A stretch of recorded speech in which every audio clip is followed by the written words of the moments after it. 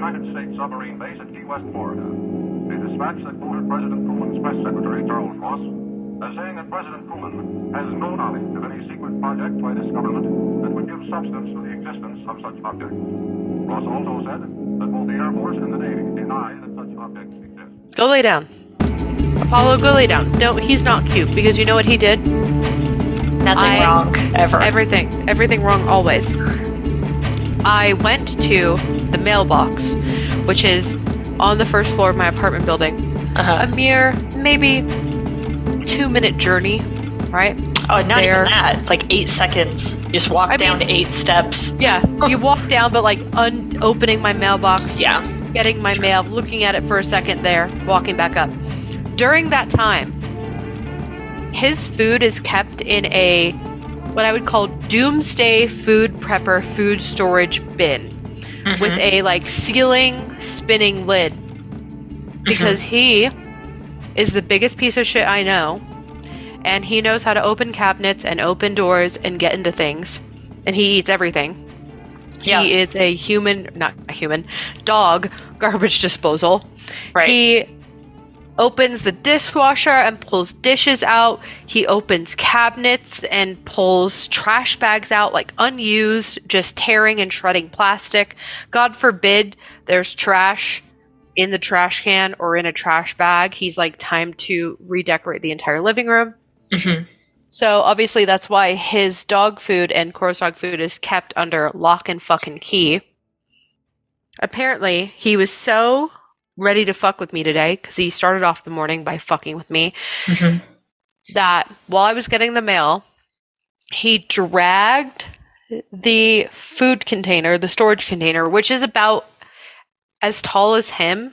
Yeah. He dragged it to the middle of the living room and started chewing at the lid to open it. That's adorable. No, it's not. He got so close to unscrewing it, like he figured out that if he bit it and grabbed it and jiggled it, like jiggled his head with it in his mouth, that it would start to open. He's ruined the lid, so now it doesn't even screw down all the way, because he like was jimming it off. And I'm just like, are you fucking kidding me? Sounds real cute to me. He can't do anything wrong. Yeah, it's cute until I wake up to him shitting liquid like the goddamn Exorcist at 1 a.m. That is true. It's less cute nonsense he's eaten. But hey, what's up? My name's Noelle, and my dogs are actively trying to ruin my life. Hi, and I'm Chelsea, and I'd give anything for my dog to even like me a little bit. That's true. That is true. Well, speaking of liking, and speaking of love, what better thing to talk about? We all know what the real holiday of love is. And you might be thinking Valentine's Day, to which we would reply, you'd be fucking wrong. Yeah, it's not February, you idiot. That's in October. Yeah. So let's talk about kind of the timeline of Halloween, because I do think the timeline is a little bit interesting. Because a lot of people are like, how did we go? Well, we'll get there when we get there. Your average Twitter goth would be able to tell you that the origins of Halloween come from the about 2,000-year-old Gaelic festival of Samhain, celebrated on November 1st. Samhain, according to Irish mythology, is like Beltane? Yeah. Beltane? And you're saying it the like real correct way. Most whites would just say Samhain. It looks like Samhain, and that's also where Sam from Trick or Treat, the cutie little monster guy with the little jack-o'-lantern face, that's where they get his name from. They call him Sam for Samhain, but it's Samhain. And those TikToks are like, guess how you pronounce this Gaelic name. Never get it right. Yeah, I've never gotten it right. None of it makes any sense. Peace and love to them. So, Samhain, like Beltane, was a time when the doorways to the other world opened, allowing supernatural beings and the souls of the dead to come into our world. Where Beltane was a summer festival for the living, Samhain was essentially a festival for the dead. So keep in mind the Celtic regions, like they were closely tied to the natural world and they worshipped gods in sacred places like lakes, rivers, cliffs, and bushes. The moon, the sun, and the stars were especially important. The Celts thought that they were supernatural forces in every aspect of the natural world. So essentially, like, I don't want to put words in their mouth, but I would conflate it to like gods. Well, it's very oriented too with like the positioning of the sun and the moon. Like there's certain areas in ancient Gaelic lore where only one time a year can like a crypt be illuminated because the sun hits it just right. So they were very mathematical when it came to their worship, which I don't feel like people give them enough credit for it, you know? When you think of people who really went in hard on worship, or not just like revering the dead, a lot of people would think about Egypt and the pyramids and things like that. But these guys gave them a run for their money, for real. Well, I mean, it's those like synchronicities across time and space and like geographical space as well. Like where you have pyramids in Egypt and pyramids in Mexico. Just like how you have this reverence for the dead and not like sun worship, sun appreciation, and also kind of like science appreciation of the sun in both cultures, right? Because the same types of beliefs and traditions and even art that was created in like these like Gaelic traditions are similar to the things that you would also find in Egypt. Yeah. Like essentially the different cultures' version of sundials. You know what I mean? Like both of them had it, like their versions of it, and both of them interpreted it in similar but different ways, but reverence for both. Right. So pretty cool. The night before Samhain, which is October 31st, they would leave food and wine out to keep the spirits occupied, and they wore masks so they could hide amongst the ghosts. So we starting to see where some of our fucking traditions come from. Yeah, the little wolves in cheap clothing. Little switcheroo. Irish mythology was originally a spoken tradition, but much of it was eventually written down in the Middle Ages by Christian monks. Hence, the demonization then turned to bastardization. Yeah, the biggest enemy of culture, period, point blank, is missionary work. Straight up.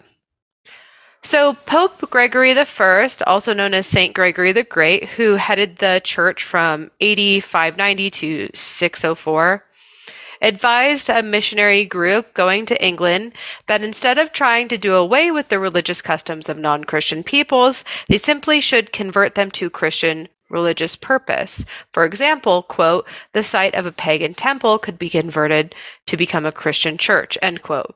I feel like this is where we get so, I don't want to say regurgitated, but how it's almost taken on like a meme-like atmosphere of like, oh, it's Frankenstein's monster. Frankenstein was a doctor. Whenever you talk about Christmas, more prevalently, people are like, oh, because it was taken from pagan holidays or even Easter and Halloween. Like, we all know this, but we don't know. I feel like it's like we've come to accept that that's part of it, that every like major Christian holiday was taken from a pagan holiday, but really getting into it, we've kind of done ourselves a disservice by not seeing why they would do that. And essentially it was just because it was easier to go with the flow than to well, like, honestly, the Catholic and Christian churches of the time when they existed and did their missionary work and found things that they didn't like or things that went against their beliefs, but were still trying to convert people, they were starting to, it's like a blend of violent colonization and trying to create forced, like a forced blending. Do you know what I mean? Yeah. Because in one hand, they were like, if we try to completely remove like everything that they believe in, there's a chance that they could revolt back on us. But if we force ourselves in here and take some of the things that they're comfortable and familiar with and integrate it into our version to be like, see, your version is barbaric and ungodly, but like our version, which does have similar ties, is Christ-like and good. It's easier to like convert people that way. It's still violence. It is still oppression of culture. It is still forcing ideologies and beliefs onto a group of people and erasing theirs and like hurting history. But that's like how they would get their seeds in.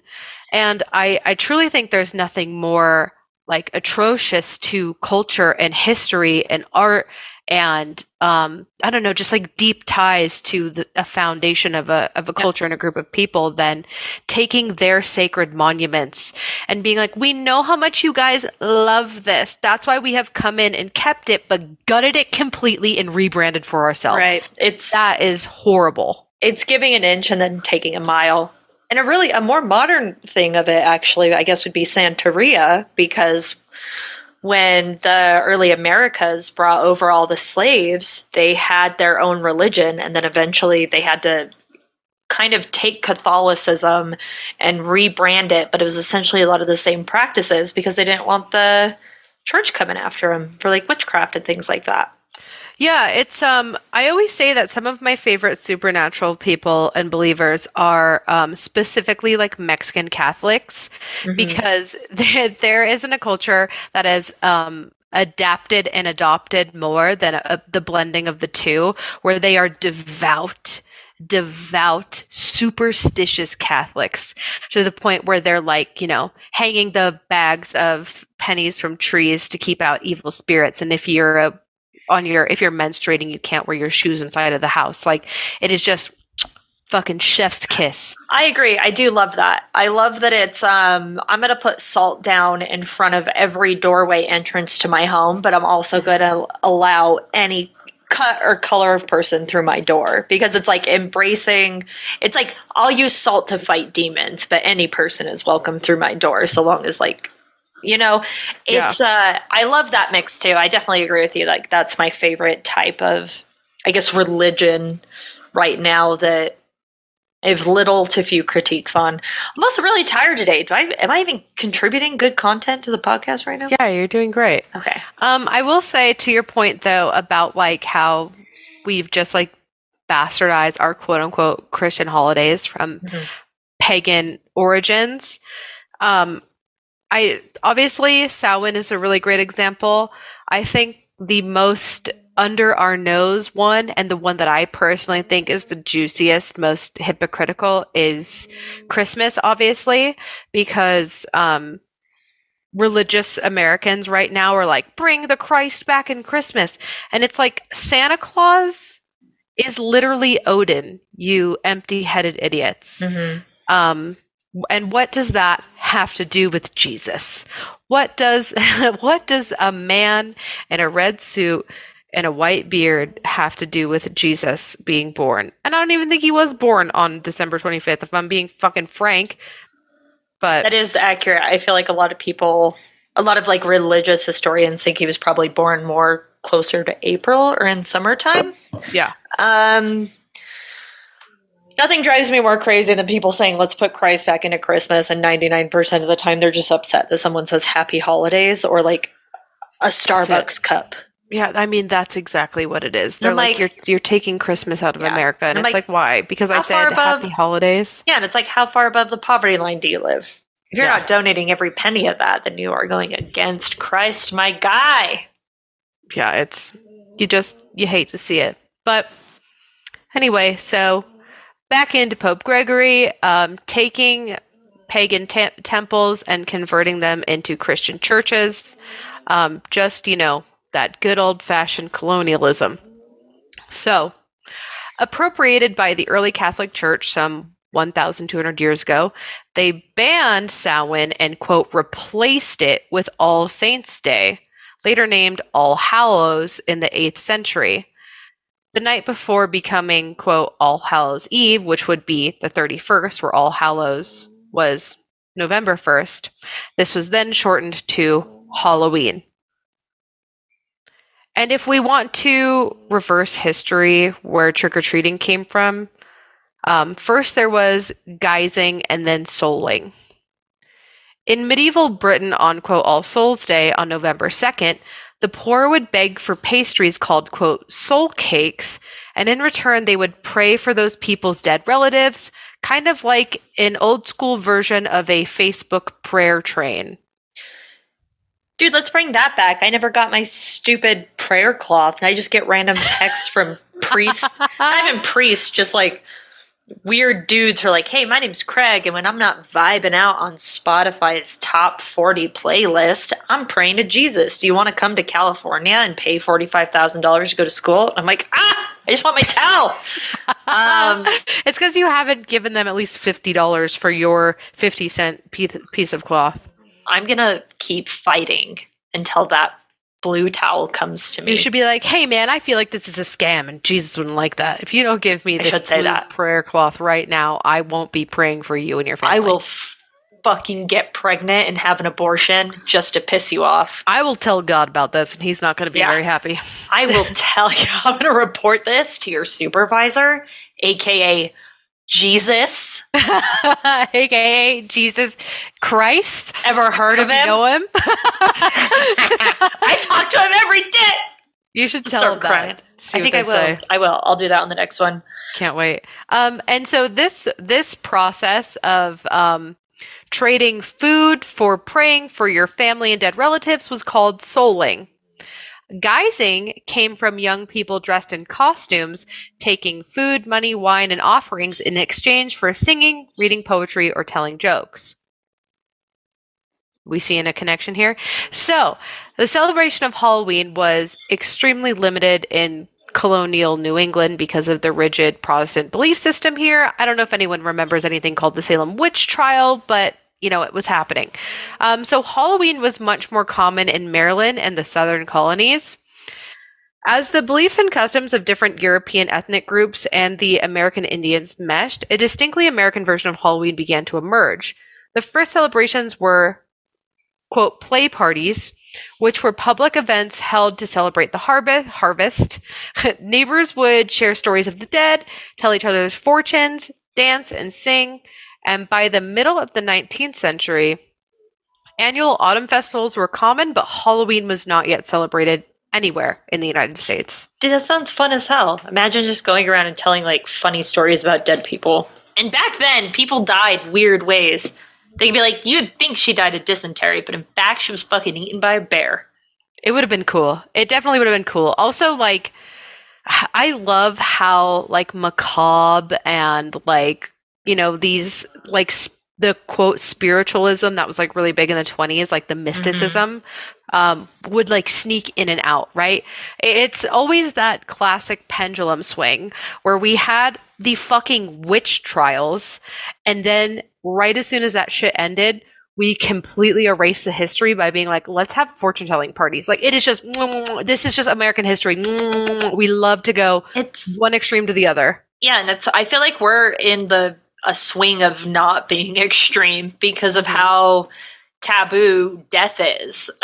Even just mention somebody dead in your family and people get immediately uncomfortable instead of like it being accepted or just talked about in a casual way. You can really make people, you can really ruin someone's day. Yeah, we've definitely like we've come from the celebration of death and appreciating life and like reverence for the dead and like the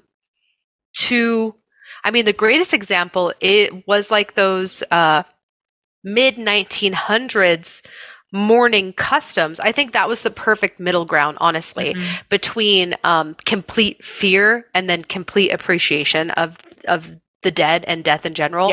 Was those like mid 1900s mourning traditions and superstitions where it was like stop the clock at the time the person passed in the room, cover all the mirrors so their soul doesn't get trapped trying to leave the house.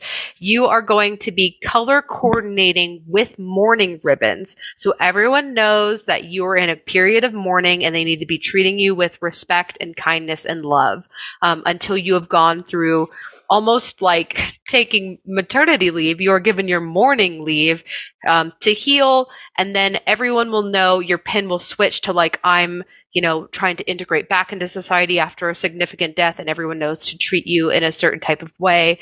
I think that was the perfect middle ground. Whereas now we are in that, swing again to the hard, like, we fear death. Mm-hmm. Death is so scary to us that we have made it clinical, because even back in that mid 1900s period, you were still handling and loving and caring for your dead. Yeah. Your family and your loved ones would pass in your home. You would prep and clean their bodies and prepare them to be laid to rest, and you would have your time with them. It was very much a family ordeal. That's why there were parlors built inside of homes, so that they could have a space for mourning and family times with the body.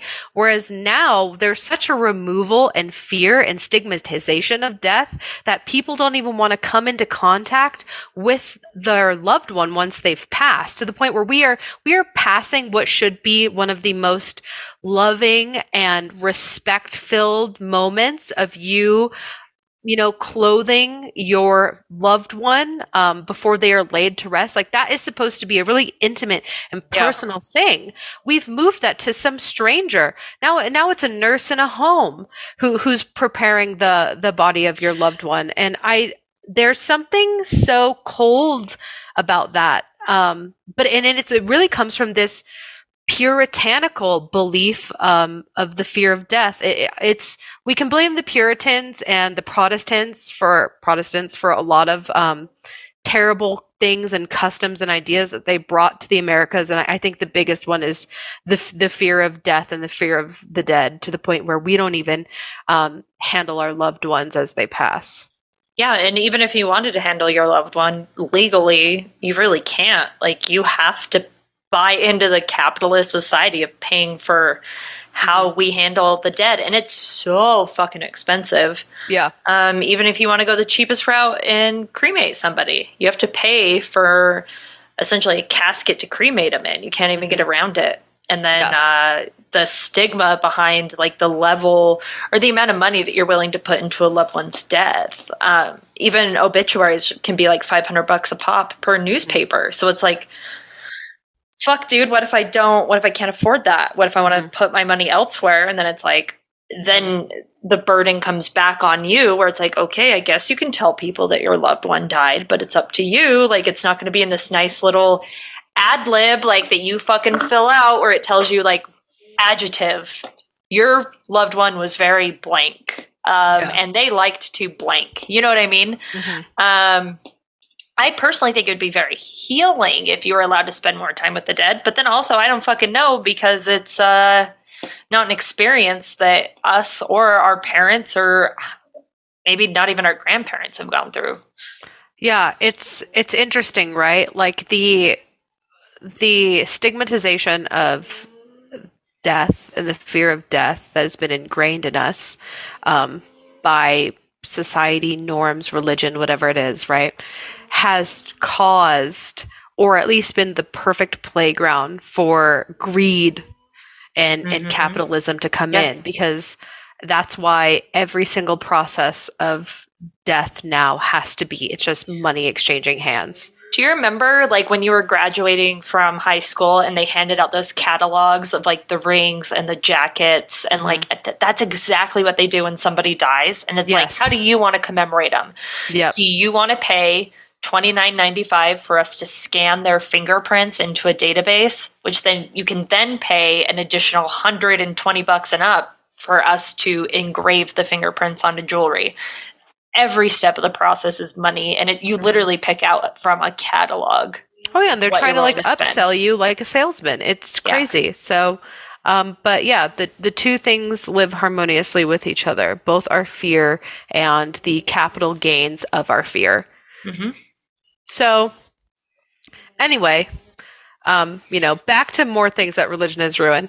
By the 1920s and 1930s, Halloween had become a secular but community-centered holiday, with parades and town-wide Halloween parties as the featured entertainment. Despite the best efforts of many schools and communities, it was just kind of a big shit show of tricks, honestly, out of the trick or treats. It was mostly tricks. Like, your house is getting egged and dog shit is being lit on fire on your porch. You know what I mean? Do you have a ghost? Oliver's going to vacuum, and I just find it so wild that he does it while we're recording. Speaking of death, go to Oliver's funeral soon. Much like a lot of the rebranding, like we saw with Santa Claus in the 1950s, Halloween was rebranded to become more family friendly. But we're going to go back in time just a little bit now that we're kind of up to date in what current Halloween practices are. There was a trend of Halloween that happened during the 18th century that I had no fucking clue about until this year. And did you know about it? Hell no. Okay. I didn't know until you told me about it, because I knew the current timeline that we're on, that it was taken by the Christians and bastardized and then eventually turned into something that has no religious undertones whatsoever. And you dress up so that the ghosts are scared of you. And you go from house to house doing a trick-or-treating. That's essentially what I thought that it was. And I feel like that's what a lot of people think that it was, because it's not incorrect. No. We just haven't ever dove into any of the fads that obviously are going to come up with different religious or holiday trends. And this has a very unique one that I did not know ever. A trend is a great way to describe it. Much like the trend now for Halloween is, everyone looks like a hot little slut. And trunk-or-treating is a trend. Trunk-or-treating is a big trend in Utah. I'm not sure if anyone else experiences it, but trick-or-treating is no longer a thing. They make children go to parking lots and trick-or-treat from trunks of cars. No, I'm bringing it back. My house and my own, the one house in the whole neighborhood that's decorated. We have candy. We're ready to give it out. Yeah. Bring back trick-or-treating. But a fad that everyone seems to have forgot about of Halloween is the long-lost matchmaking rituals of Halloween. Valentine's is going to take a hard and well-deserved second place in comparison to what Halloween used to mean for singles ready to mingle. The rituals focused on the future instead of the past and the living instead of the dead. Specifically, they usually had to do with helping young people find their future spouse, and with luck, by next Halloween, be married. So we're going to go over some of these rituals. We'll just popcorn it back and forth. Keep in mind, these are all supposed to be done on Halloween. So that is the significance. Chelsea, you want to start this one off? So if you're hosting a Halloween party, you would hide a ring, amongst other trinkets, in a dish of coal cannon. That's weird. I've never seen that word before in my life. Which is, coal cannon is mashed potatoes and cabbage. Gross. And the one to find the ring would soon be married. If you're diving into cabbage and potatoes, you do deserve to be married. I think if you're diving into a dish of mashed potatoes and cabbage, you can't afford to be married. But maybe that's just me thinking just the current day. The duality of man. Some of us think that makes you worth it, and some of them are like, maybe you're too desperate. Also, this was brought up I told this fact to work coworkers, and someone said mashed potatoes and cabbage is a really mushy place to be hiding a ring. It sounds like you would easily swallow it. And I was like, that is very true. I don't think you'd be able to, because you have mushy mashed potatoes and mushy cabbage, but cabbage has a bite to it. So if those are mixed together and you've got a ring in there, you'd probably just think it's a piece of cabbage, and then it would slide right down because it's congealed in mashed potatoes. That's so disgusting, man. Also, all the crevasses that in a ring, depending on the setting, there's going to be potatoes in your ring for a good hot minute. It's going to be a little stinky. Another one is, on Halloween, wait until midnight, then look into a mirror with a candle, and your true love would appear just over the shoulder, your shoulder in the reflection of the mirror. And I have shown Chelsea an actual advertisement.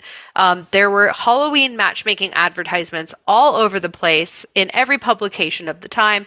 This is one of them. The candle mirror one is really popular. There were different variations about it. Some said you didn't have to wait till midnight. You could just do it on Halloween night.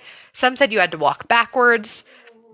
Some said just look into it with a candle. Why is my true love Bloody Mary? Okay, next one's you. So in the October 31st, 1914 issue of the Evening Ledger, it said that you would have to walk backwards with a candle, look into a mirror, and recite the following. Round and round, O star so fair, ye travel and search out everywhere. They're American. Oh. Round and round, O stars so fair, ye travel and search out everywhere. I pray you, sweet stars, now show me this night who my future husband or wife will be. Oh my God. Was that good? That was good. Lesbian, I thought you were American. Another one was, pour half of a pint of brandy into a dish, set it on fire, then throw candied fruits and sugared almonds into that now on fire dish of brandy. Guests would then attempt to grab as many of the treats as possible from, again, the now on fire dish of alcohol, and the one with the most was said to meet their future spouse within a year. Just dip your arm into this accelerant, because I'm sure brandy was a very different concoction than what we're used to in these days. Yeah. And just get scalding burnt. You know what? That is love. Yep. Yeah. If you're willing to get third-degree burns back when medicine was literally let me put a leech on it so that someone would marry you, you are down bad. You are down astronomical, honestly. People make fun of it, like Simps online for being down bad, but I think this is a different version of it that we've never seen before. Yeah. Sticking your arm into alcohol on fire is definitely simp shit. It is. Sure. Here's one. Go hunting for chestnuts in a group, and the first one to find one with a burr would be the first to marry. I got a couple of chestnuts you can go looking for. I don't even know what a chestnut looks like in the wild. I don't know either. Like, what are you really hunting for? Are they on trees? Are they in bushes? Are they on the ground? You know what? I think that they roast over an open fire. Get fucked, loser. I should. I'll throw myself out the window right now because I felt that joke gurgling up like you would. You know when the bile rises up in your throat right before you throw your up? mouth started to water. That's what that joke did to me.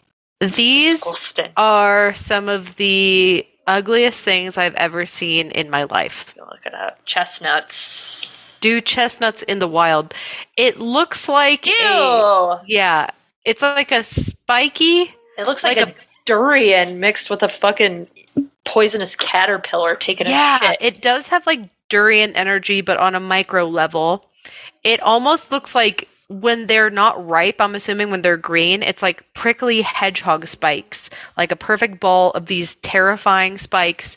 And then when they ripen, they turn brown and they crack open, and then you've got the like pod seeds, which are chestnuts. Yeah, it's like a tribble from Star Trek pinching off a huge turd, and I don't like it. Very much so. And they grow on, I'm assuming these are trees. You know what, Noelle? If you don't know what a tree is at this point, then you're never going to know. They're zoomed in on the leaf. It could be a bush. You don't know. But anyway, they are disgusting. Okay. Next one. Take hazelnuts and write the names of your suitors on each one. Then toss them into the fire. The nut that burned to ash, as opposed to popping or exploding, was your true love. Honestly, so many of these rituals are very like playing with fire, and I know that they didn't have fire extinguishers back then. This seems like very violent and risky. I can see why they thought this. Well, this was actually, thinking of the time, it's like fire is normally very cleansing and very purifying, so it's interesting that would be brought into a ritual.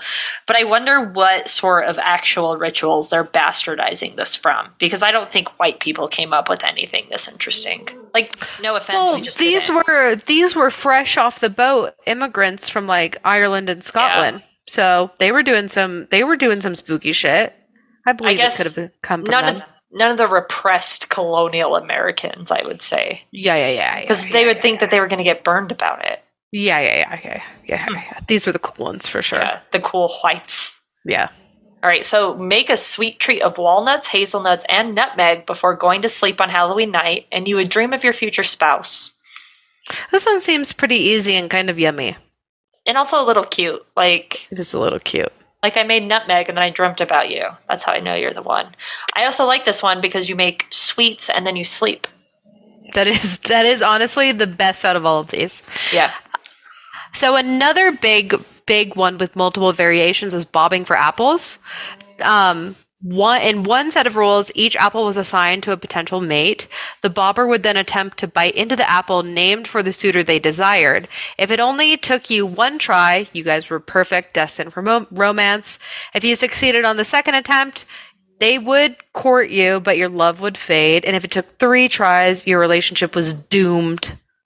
You know that there would be that one guy at the party who's like trying really hard to fucking get this girl, and then he would get the apple on the 3rd try and just fucking spike it on the ground and he would yell and ruin the party. He would definitely punch whatever like 1800s drywall was. Yeah. He would just punch through the brick. Just a Chad.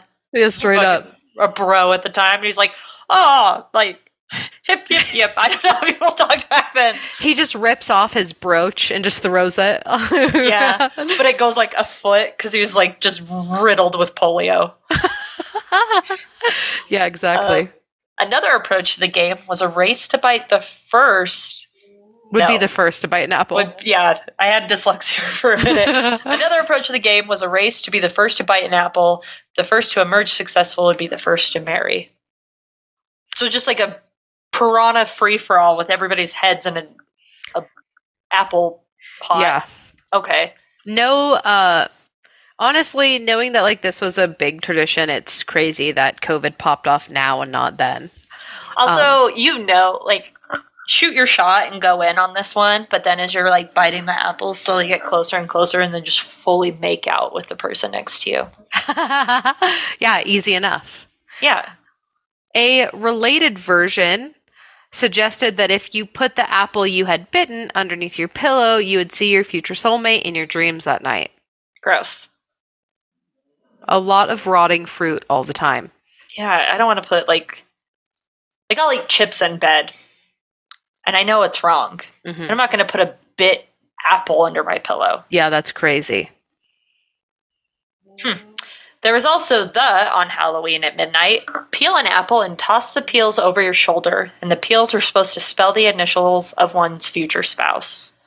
And here is, for Chelsea only at this point, another publication of Bobbing for Apples Halloween matchmaking card. It says cute. Halloween greeting, and it's a girl just it doesn't look like an apple. Diving for the worst apple ever drawn in the history. And she's framed in a diamond ring. Do you see it? Oh, yeah, they got cute. you. They got you. Brooms. Yep. Another one that I forgot to put on here, similar to the peels that were supposed to spell the initials of your future spouse, was if you found a snail and you put it under a glass, and like overnight, over midnight on Halloween, the next morning, the snail would leave your future spouse's initials in their slime trail. Would be very easy because of Oliver. Yours would be hard. I'm not trying to catch a snail and try it out. I've honestly not seen a snail in a very long time. I don't know what they're up to, but they're not hanging around here, so I couldn't even test that one. I mean, I have snails in my fish tank, but I'm not going to murder them to know that I'm already with the dude I'm with. Yeah, you've already murdered enough today. I'm so fucking sad. I don't know if it's just like the holidays or seasonal depression, but that really ruined my day. The fuck do you mean the holidays? It's Halloween, bitch. It's the best time of the year. And you're making a fucking Mothman costume. Yeah, the Mothman costume is cute. I don't have anything to wear it to. I made it and went to Oliver's dad's work Halloween party, which was just full of children.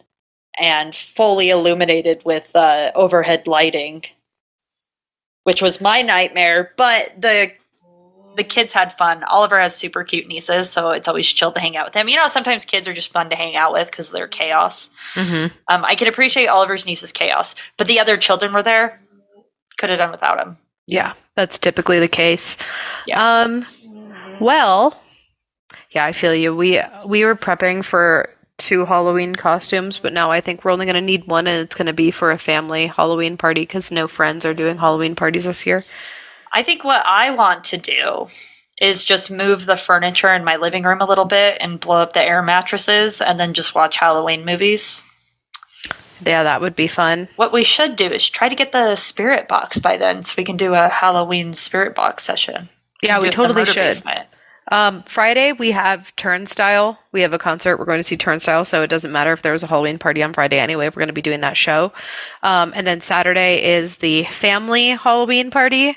Saturday night, and it's a costume. They always do a costume contest, and Ty and I have won both holidays. Last year we won Halloween as Jackie O and JFK after the assassination, and then he won the ugly Christmas sweater competition, but he won with my idea because we both handmade our ugly Christmas sweaters, and I told him that he should have one that shows off his tits in some way. Yeah, that one was good. Yeah, and it said, "Show me your gifts," and then the wrapped gifts were removable nipple pasties. So he won that, and I was like, I would like to go for a second year in a row for costumes. We'll be going as Reagan and Father Caress from The Exorcist. He'll be Reagan, and I'll be Father Caress with old man makeup. That's brilliant. Because we commit to the bit. Mm-hmm. So we'll see how that goes. Our second Halloween costume, when we thought we would maybe have like a friend party to go to or something, was going to be Joe Dirt and Brandy. But it's looking like we're not even going to need that. But we should try to hunt for ghosts on Sunday. Yeah, I'm totally down. We can hunt for ghosts, and we don't have to like do a super late night, but we can wait till it gets like dark at 7 p.m. now. Yeah. Well, I mean, here's the thing. This is such unpopular opinion. Ghosts are around at all times of the day. Yeah. The only reason why people do it at night is because it spooks them out. But you'll get an EVP, the same EVP at 7 in the morning that you will 7 at night. You're not wrong. So you're not wrong. If you're up, they're up too. You know what I mean? If you're cold, they're cold too. Let them in. They're the Hunter Moore of the ghost world, where you up? Yep. Always. They're like, you've been up. Haven't gone to sleep since. Actually went to sleep forever. Now I'm here. Yeah. So I took a nap and now I'm awake forever. So fucked? Can we not tell Oliver that we're going to be hunting ghosts on Sunday because he'll get upset and scared and not let us do it?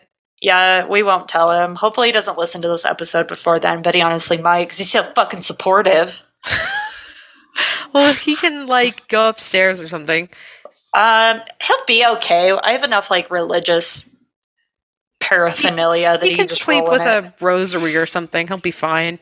Yeah, he'll be okay. The spirits are in your house already, obviously because of your experience last night. Dude, he had haunted shit happening to him before I ever even moved in. So it ain't me. Maybe it's him. It always was him. That's why he's so scared for us to just listen to what's been yelling at him this whole time. He doesn't want us to expose his ass. I'm ready for it. If you want to hear more about our ghost experiences, listen to Patreon, which you can find a link to in our bios. I am at Noelle Fain. That is at Sith Lord. We are at Go to Hell Podcast. $1 gets you in. You sign an NDA, especially this week, so don't fucking say shit, you little weirdos. Yeah, don't say anything, because that would be weird if you said anything. I was thinking about tweeting it, but it's fine. You can also find a link to our merch page. A bunch of cool merch in there. All of it's donated. We list it as low as we can, so it can still be made, and that little bit of profit is donated. You can also find a link to Kelly Holloran or at Wildwood Owl on Etsy's page. She makes our stickers and our cool shit. She also makes cool shit of her own, so check her out. You'll find a link to our Discord server And don't know why you would need it, but links to listen to us. Not sure how you're doing that now, but if you forget in the meantime, remember it's there. Chelsea also did an episode about She-Hulk. We have linked it on Facebook, Twitter, and Instagram stories. It is with, what's the podcast name, Chelsea? It was with my good friend Jake. He's the one who got to do the Kevin Nash panel. For those of you who did hear that when we released it, that is with Age of Geek podcast, Age of Geek. Find that on any of our socials. It will link you to them. Give them a listen. It is family friendly. I think I do let a few swears out. Might be. This is what happens. You can't censor a bitch. You know what I mean? No. I did my best. But that one's fun. It's just like a kind of a deep dive into She-Hulk, and I defend the comic books like I normally am. Very insufferable with comic book history. Man, you get a dig or two in it, Stan Lee, that cuck fuck. So one day we'll have the balls to give the people what they want, which is the true "We Hate Stan Lee" episode. Yeah. Oh, that'd be such a fucking good one to do after spoopy season. That would be such a good one to do as a Christmas gift to everyone, honestly. Yeah, we should actually just like start recording that and then like just mash it together for 1 6-hour fucking extravaganza. Yeah, it would be a 2-parter for sure. Mm-hmm. But we're going to be giving you guys ghost stuff, hopefully, since I've gotten it. I have gotten the proof I need to know that this is my destiny. So look forward to that. And now more than ever, and especially right now, when the darkness is being taken out of Halloween, I would like to say to you, hail Satan. Hail apples. They're so involved. Have you ever bobbed for apples? I don't know. I don't think I'd want to get my eyebrows washed off. No, like as a child. Like as a child. I don't know. I feel like I had to have. Do you have a distinct memory of bobbing for apples? Very much so. Because of kind of both things that you've already mentioned. I, obviously, as an October baby, I've always had Halloween-themed parties. Mm-hmm. And I didn't care. I was like, run that shit back. Another costume party, run that shit back. Yeah. So on like my 8th or 10th, between those two ages, costume party for Halloween, we had bobbing for apples in the front yard with like a giant tub. Mm-hmm. And I was dressed. I was having such a diva moment this birthday. I went through 3 different costumes just during my party because at first I was a witch and my mom drew in like really thick black eyebrows with like her pencil. You know what I mean? Like her, she filled that shit in. Yeah, liner pencil. Yeah. And did like a giant, she overdid my mole. Like she overdid it with big black. Yeah. And then I was like vibing and I went outside and then like 3 other girls dressed as witches showed up. And so I stormed back inside and I was like, change me immediately. And so you got it. You look dumb. You're wearing the same thing. You got to turn it inside out. Straight up. And so my dad's like military garb was around. So my mom like took his military jacket on me and then cinched a waist belt around it and just made me like an army man, but forgot to like take off my witch makeup. So I was bobbing for apples and like my thick 2-inch big black eyebrows and black mole were just bleeding down my face after bobbing for apples. And I was like determined to win it. You know what I mean? Yeah. I was like, so I was holding on to the sides of the thing, like feet in the air, head fully in, getting as many as I could because they had made like prizes, but it was like my birthday. So I don't know why I was like, I've got to beat all these bitches. Like I wasn't going to get free shit anyway. Come correct 24/7, even on your birthday. I was like, we've got to show up. So I'm, waterboarding myself and then I would pop out and my mom just looked at me and she goes, oh no, and my shit is just fucked up. So I have a really vivid memory of bobbing for apples for sure. Yeah, I just don't recall. I know I must have done it because I've been to Halloween parties and I went to like church parties and stuff because the ward would throw church parties. For those of you who don't know, Mormon churches are in wards and they always throw shit for kids to come to and learn about Jesus and not about the devil. And they had to have had that there. Yeah. Honestly, bring back bobbing for apples. But maybe like in a COVID friendly way. Where like they're bobbing for apples in rubbing alcohol. Yeah, in a giant container. Rather than water, it's hand sanitizer. Perfect. Hand sanitizer and just salt. Mm-hmm. Yeah. and you're still in full PvP. Perfect. Well, now that you guys all know things to do on Halloween, let us know how it works out for you, and we'll see you on the other side of Talking to Ghosts. Bye. Bye.